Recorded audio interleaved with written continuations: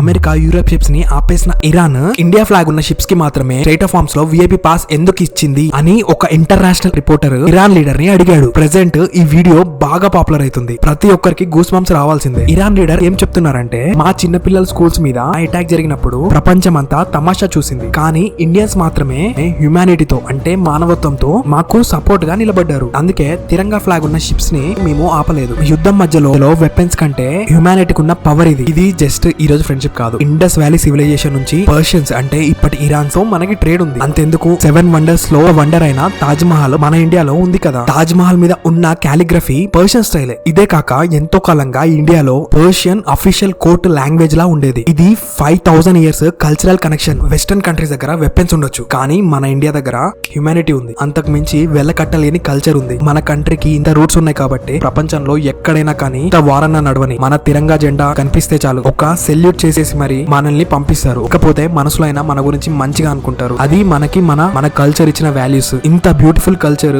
ఉన్న మన ఇండియాని మనం రెస్పెక్ట్ ఇచ్చుకోవాలి. సరే, కానీ ఈ సివిలైజేషన్ మీద మీ ఒపీనియన్ ఏంటి? ఒకవేళ మీరు ఈ వీడియోని వరల్డ్ లో ఎక్కడి నుంచైనా చూడండి, కానీ ఖచ్చితంగా కామెంట్ లో ఇండియా ఫ్లాగ్ మాత్రం కామెంట్ లో ఇక్కడ మర్చిపోకండి. ఎందుకంటే ఆల్గరిథం మన కల్చర్ వరల్డ్ కి తెలిసేలా పుష్ చేయాలి. అర్థమైందనే అనుకుంటున్నా. అంతవరకు జై హింద్, జై భారత్.